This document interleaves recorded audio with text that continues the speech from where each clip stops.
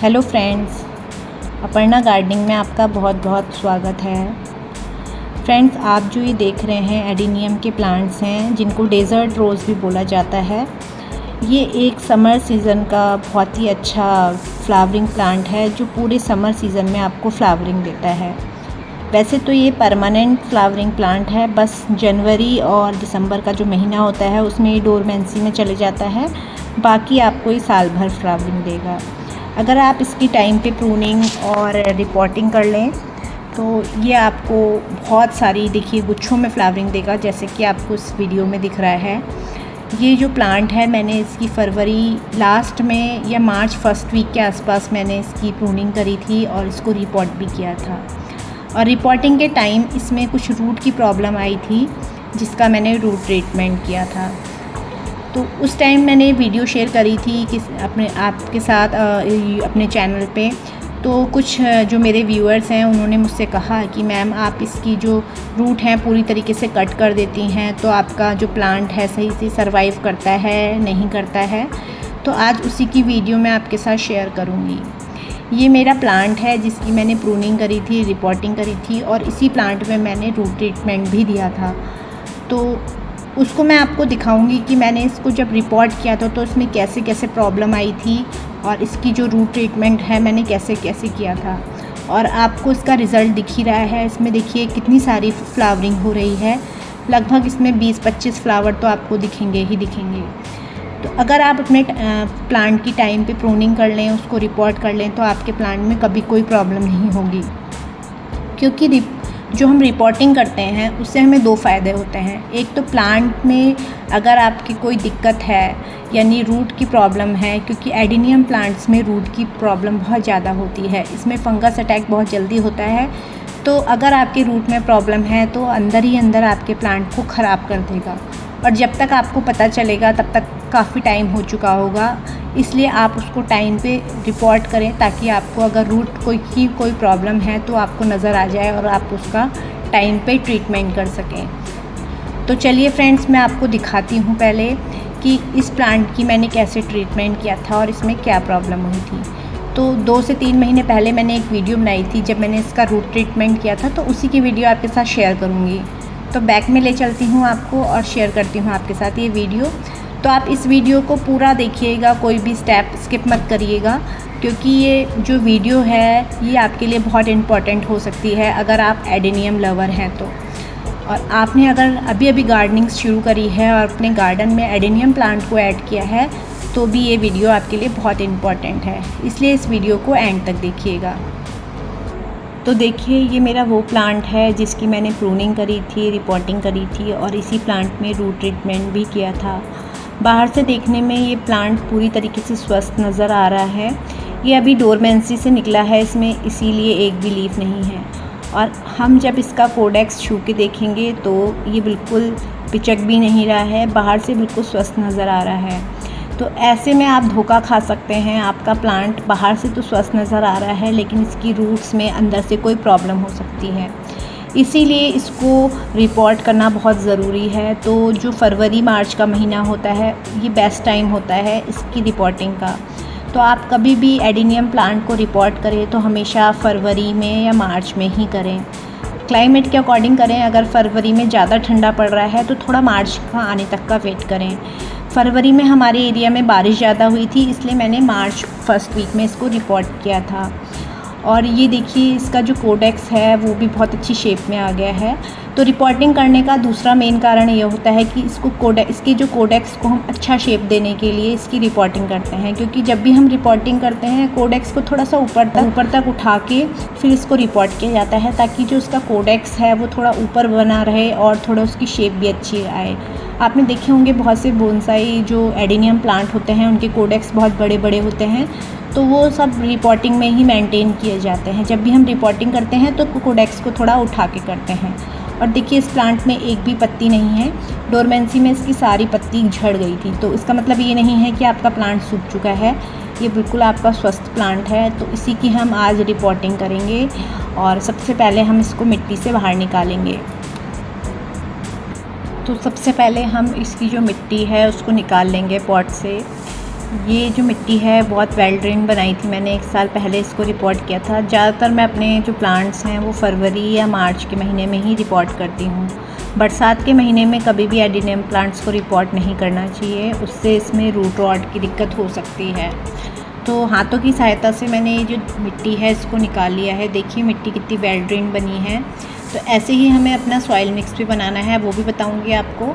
सबसे पहले हम इसको हाथों की सहायता से देखिए निकाल लेते हैं। खुरपी उर्पी का यूज़ नहीं करना है, क्योंकि इसकी जो रूट्स होती हैं वो आपके पूरे पॉट में फैली होती हैं। क्योंकि शैलो शेप का पॉट होता है तो चारों तरफ ये देखिए जो रूट्स हैं वो फैली होती हैं, तो खुरपी की सहायता से आपकी जो रूट्स हैं वो कट भी जाती हैं। तो जब मैंने इसको निकाला तो ये देखिए बहुत ही ज़्यादा इसकी रूट्स फैली हुई थी और इसमें कोई प्रॉब्लम नज़र नहीं आ रही थी। लेकिन जब धीरे धीरे मैंने इसकी मिट्टी साफ़ करी तो इसमें प्रॉब्लम भी नज़र आने लग गई। तो हम इसको पहले चारों तरफ से इसकी मिट्टी को ढंग से झाड़ लेंगे। और ये देखिए थोड़ा ब्लैक ब्लैक भी आपको नज़र आ रहा है। ये जो गली हुई ये देखिए रूट है, ये ही फंगस होता है जो आपको ब्लैक ब्लैक नज़र आ रहा है।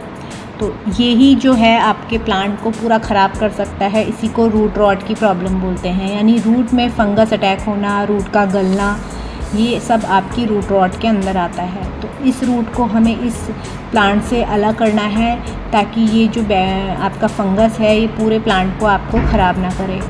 तो देखते हैं इसमें से निकाल के, इसको देखिए ये पूरी रूट सड़ चुकी है। तो इसको अगर हम नहीं निकालेंगे तो धीरे धीरे आपके प्लांट को अंदर तक ख़राब कर देगा। तो पहले इसकी मिट्टी को हम सब झाड़ लेते हैं और जितनी भी गली हुई दिख रही हैं रूट्स, इनको भी हटा लेते हैं। तो यहाँ पे मैं इन जो इसकी रूट्स हैं इसको पानी में धो लूँगी। तो आप चलते नल के नीचे भी धो सकते हैं और नॉर्मल आप किसी मग्घे में पानी लेके या बाल्टी में पानी लेके इसको धो ले सकते हैं। तो सबसे पहले मैंने एक यहाँ पे मग्घा लिया है जिसमें पानी ले लेती हूँ और इसको धो लेती हूँ।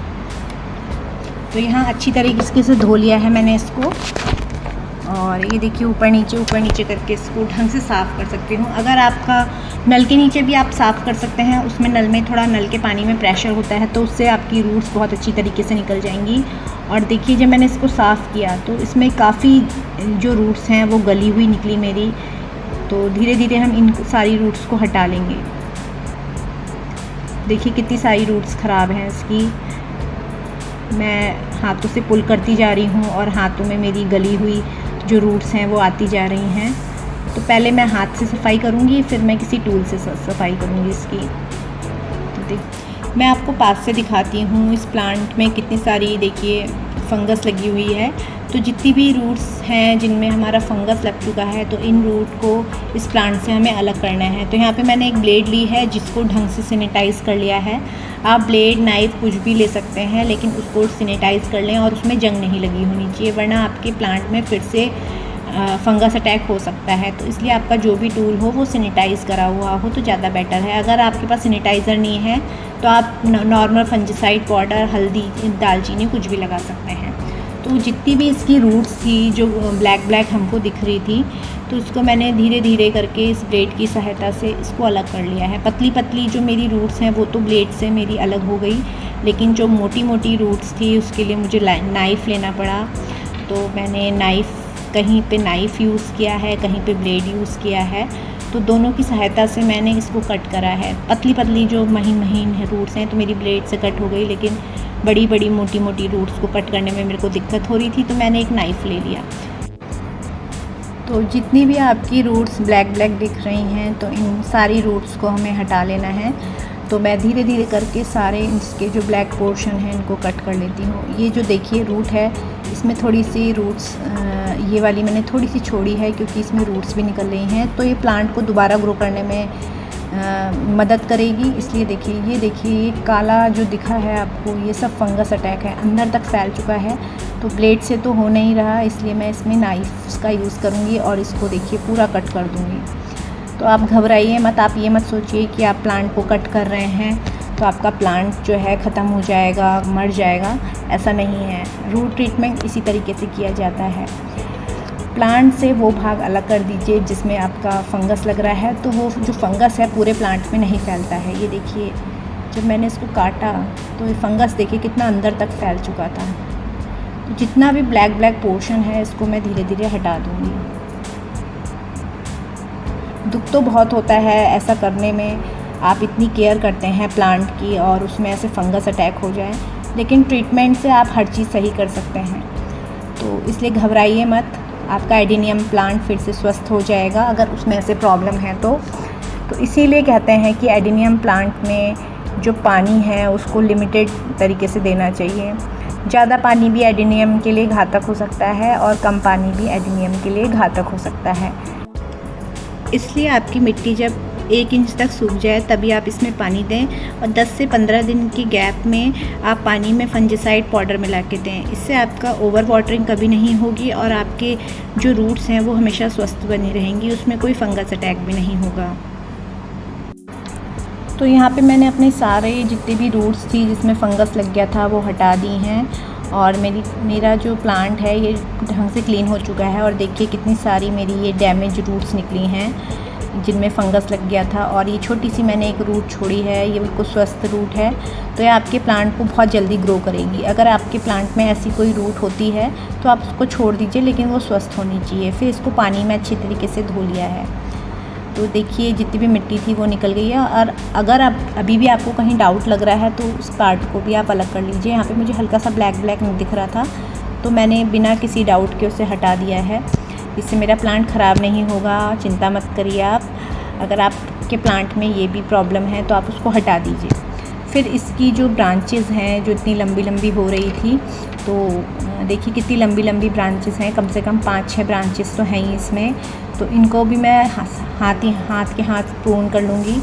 तो कुछ लोग कहते हैं कि प्रूनिंग और रिपोर्टिंग साथ नहीं करनी चाहिए, लेकिन उससे कोई फ़र्क नहीं पड़ता है। मैं हमेशा साथ साथ ही कर लेती हूँ, क्योंकि अभी मैंने इसमें रूट ट्रीटमेंट करा है तो उसको ग्रो करने में थोड़ा टाइम ज़रूर लगेगा, लेकिन उससे कोई फ़र्क नहीं पड़ेगा। तो मैं सारी जो जितनी भी ब्रांचेज़ हैं इसमें टेपर कट करूँगी। सीधा कट नहीं मारना है, हल्का सा तिरछा कट मारना है, ताकि आपका जो पानी है वो उसमें रुके ना और जो पानी है फिसल के अलग हो जाए। लास्ट ईयर इसकी प्रूनिंग करी थी मैंने, तो उसमें देखिए 5-6 ब्रांचेस निकल आई थी। तो अब इस साल प्रूनिंग करी है तो और ब्रांचेस निकलेंगी, और इसकी जो कटी हुई ब्रांचेस हैं इनको हम फेंकेंगे नहीं, इससे भी हम नए प्लांट्स बना लेंगे। तो ये देखिए यहाँ पे मेरी 5-6 ब्रांचेस हैं, इससे अब और मल्टीपल ब्रांचेस निकलेंगी। तो इससे आपका प्लांट जो है बहुत ज़्यादा बुशी बनेगा। तो अब हमें क्या करना है, इसके जो कटिंग वाले पार्ट्स हैं जहाँ पे हमने प्रूनिंग करी है या रूट ट्रीटमेंट दिया है, यहाँ पे हम इसमें फंजिसाइड पाउडर लगाएंगे। आप कोई भी एंटी फंगल पाउडर यूज़ कर सकते हैं या केमिकल यूज़ कर सकते हैं। तो मैं यहाँ पे साफ़ का फंजिसाइड पाउडर यूज़ करती हूँ। अगर आपके पास फंजिसाइड पाउडर नहीं है तो आप हल्दी का यूज़ भी कर सकते हैं। तो यहाँ पे मैं सारे जितने भी कटिंग वाले पार्ट्स हैं इनमें फंजिसाइड पाउडर लगा लेती हूँ। तो देखिए ब्रश की सहायता से मैं सारे कटिंग वाले पार्ट्स और रूट्स हैं उसमें हमेशा ये फंजिसाइड पाउडर यूज़ करती हूँ। आप जब इसकी सॉइल मिक्स बनाएंगे वहाँ पे भी आप इसको यूज़ कर सकते हैं, और पानी जब आप देते हैं इस प्लांट को तब भी आप यूज़ कर सकते हैं। ये एडेनियम प्लांट के लिए बहुत ज़रूरी है। कोई भी एंटी फंगल पाउडर हो, आपका हल्दी भी यूज़ कर सकते हैं। अगर आपके पास फंजिसाइड पाउडर नहीं है तो आप इस फंजिसाइड की जगह हल्दी का यूज़ कर लें। हल्दी तो हर किसी के घर में होती है। तो जितनी भी मेरे कटिंग वाले पार्ट्स थे, रूट्स थी, तो मैं एक एक करके इसमें सब देखिए चारों तरफ से मैंने इसको कवर कर लिया है, ताकि कोई भी मेरा कटिंग वाला पार्ट छूटे ना, क्योंकि वहाँ से बहुत जल्दी दोबारा फंगस अटैक होगा। चारों तरफ से मैं इसको कवर कर लेती हूँ थोड़ा थोड़ा करके। देखिए चारों तरफ से कर लिया है। अब ये जो कटिंग मैंने प्रूनिंग करी थी इसमें भी हल्का हल्का लगा लूँगी। तो यहाँ पे मैंने अपने सारे कटिंग वाले पार्ट्स में फंजिसाइड लगा लिया है, और देखिए पूरी तरीके से कवर हो चुका है। हल्का सा यहाँ पे बचा था, तो ये वाला पोर्शन भी मैं इसको कवर कर दूँगी। आप चाहें तो चारों तरफ से बिल्कुल कवर कर दीजिए, कोई फ़र्क नहीं पड़ता, कोई भी आपका बस एरिया छूटना नहीं चाहिए। तो देखिए मैंने पूरी तरीके से कवर कर लिया है। अब इस प्लांट को मैं 1 से 2 दिन सूखने के लिए रख दूँगी। आप 1 दिन के लिए रखिए, कोई फ़र्क नहीं पड़ेगा, क्योंकि इसको अभी हमने कट किया है। तो डायरेक्ट अगर हम मिट्टी में रिपोर्ट कर देंगे तो इसमें फिर से नमी आ जाएगी और फिर से फंगस अटैक हो जाएगा। तो इसलिए इसको 1 दिन तक सुखाएंगे हम। सुखाने से इसके ऊपर की जो कोटिंग है, जो पानी की लेयर है, वो सूख जाएगी और आपका प्लांट जो है एक तरीके से उसमें दोबारा फंगस नहीं लगेगा। तो इस तरीके से आपको इसको 1 से 2 दिन के लिए सुखा के रखना है, फिर इसको रिपोर्ट करना है। तो कभी भी आप अपने प्लांट में प्रूनिंग करें या रिपोर्टिंग करें तो एकदम उसको रिपोर्ट ना करें, 1 दिन के लिए उसे सुखाएं और फिर रिपोर्ट करें। उससे आपका प्लांट स्वस्थ भी बना रहेगा और आपके प्लांट में फिर से फंगस अटैक नहीं होगा। तो इसको हम 1 दिन के लिए रख लेते हैं, फिर उसके बाद हम इसका बनाते हैं सॉइल मिक्स। तो सॉइल मिक्स कैसे बनाना है वो बताती हूँ आपको। तो यहाँ पे सॉइल मिक्स बनाने के लिए मैंने कुछ सॉइल ली हैं और साथ ही में कुछ फर्टिलाइज़र भी यूज़ कर रही हूँ, क्योंकि हम प्लांट को रिपोर्ट करने वाले हैं तो सॉइल के साथ साथ हमें प्लांट को न्यूट्रिशन देना भी इस टाइम ज़रूरी है। और हमने अभी प्लांट का रूट ट्रीटमेंट किया है तो बेस्ट न्यूट्रिशन भी उसको मिलना चाहिए। तो आइए मैं बताती हूँ आपको कि मैंने कौन कौन से सॉइल मिक्स लिए हैं। तो सबसे पहले नंबर पे मैंने ली है ये वर्मी कंपोस्ट, जिसे केचुए की खाद भी बोलते हैं। ये अच्छी तरीके से डिकम्पोस्ट हो चुकी है और 1-2 साल पुरानी है। आपको कभी भी गोबर की खाद नहीं लेनी है, क्योंकि उसमें मॉइस्चर बहुत ज़्यादा होता है और आपके प्लांट में फिर से फंगस लग सकता है। इसलिए आप हमेशा वर्मी कंपोस्ट का ही यूज़ करें। और सेकंड नंबर पे मैंने ली है ये है नीम खली। ये एक एंटी फंगल का काम करता है और आपके प्लांट में कीटनाशक का भी काम करता है, यानी जो कीड़े मकोड़े होते हैं उनको भी दूर करता है और ये आपके प्लांट में कोई फंगस भी नहीं लगने देगा। तीसरे नंबर पे मैंने नॉर्मली लिया है फंजिसाइड पाउडर। ये हमने उस टाइम पे भी अप्लाई किया था जब हमने रूट्स कट करी थी, और इस टाइम पे भी हम इसको यूज़ करेंगे मिट्टी में मिक्स करके। नेक्स्ट लिया है मैंने बोन मिल। बोन मिल एक ऑर्गेनिक फर्टिलाइज़र है जो हड्डियों के चूरे से बनाया जाता है। ये मार्केट में बहुत आसानी से अवेलेबल होता है, और अगर आपके पास ये ना हो तो आप इसको स्किप भी कर सकते हैं, इसकी जगह कुछ और यूज़ करिए। तो मैं तो अपने प्लांट्स को बोन मिल देती हूँ। ये प्लांट्स की रूट को बहुत मजबूत करता है और एडिनियम प्लांट्स का ये फेवरेट फूड है। तो मैंने यहाँ पे थोड़ा सा बोन मिल ले लिया है, और फिर ली है जो कंस्ट्रक्शन साइट में सैंड यूज़ होती है वो ली है। आप इसको रेत भी बोल सकते हैं। तो ये देखिए मेरी ये जो रेत है बहुत मोटी है, तो मोटी लेनी है आपको, कंक्रीट वाली जो मोटी मोटी रेत होती है, छान के नहीं लेनी है, और महीन वाली रेत तो बिल्कुल भी नहीं लेनी है। फिर मैंने लिए हैं यहाँ पे कोयले के कुछ टुकड़े। ये जो कोयले के टुकड़े का डालने का मेन रीज़न ये है कि ये पानी को एब्जॉर्व कर लेता है, तो इसको बहुत महीन महीन टुकड़ों में डालने हैं, और थोड़ा मैं ऊपर डेकोरेशन के लिए भी यूज़ करती हूँ। फिर नेक्स्ट ली है राइस हस्क, इसे धान के छिलके बोलते हैं, और ये मार्केट में बहुत आसानी से मिल जाती है। किसी चक्की वाले के पास या किसी धान कुटाई वाले के पास आपको आराम से मिल जाएगी, और 10-15 रुपए में बहुत सारी मिल जाती है, 1-2 किलो मिल जाती है। तो सबसे सस्ती ये सॉइल होती है, तो आप इसको अपने प्लांट में डालिए। और फिर नेक्स्ट नंबर पे मैंने लिया है यहाँ पे फर्टिलाइज़र, जिसे बोलते हैं ये पोटास। ये आपके प्लांट में फ्लावर बूस्टिंग का काम करता है। इससे आपके प्लांट हेल्दी भी बनेगा और आपके प्लांट में बहुत ज़्यादा फ्लावरिंग भी होगी। तो इसको मैंने आधा चम्मच के आसपास लिया है, और यहाँ पे मैंने कुछ ईंट के टुकड़े लिए हैं, इसको मैं बेस में डालूँगी।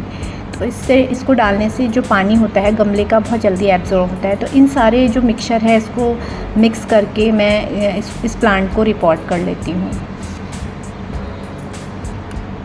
इस प्लांट को रिपोर्ट करने के 20 से 25 दिन के बाद का ये रिज़ल्ट है। देखिए इसमें नई नई शूट्स निकलनी स्टार्ट हो गई हैं, और टाइम आ चुका है कि अब हम इसमें कुछ फर्टिलाइज़र दें। कुछ फर्टिलाइज़र तो हमने मिट्टी में मिक्स कर दिए थे रिपोर्टिंग के टाइम पे, लेकिन अब जब नए नए शूट्स निकलते हैं तब हमें कुछ ऐसे फर्टिलाइज़र देने हैं जो इस प्लांट की ग्रोथ के लिए बहुत ज़रूरी हो। तो यहाँ पे मैंने NPK यूज़ किया है, और इसको देखिए मैंने 1 लीटर पानी में मैं 1 चम्मच, ये देखिए 1 चम्मच मैंने ये आपका NPK लिया है। NPK मतलब नाइट्रोजन, फॉस्फोरस एंड पोटास, तो इन तीनों का अनुपात होता है। तो मैंने 19-19-19 वाला NPK यूज़ किया है। तो 1 लीटर पानी में मैं 1 चम्मच NPK डालूँगी। तो इसको मैं पानी में डाल के ढंग से मिला लेती हूँ।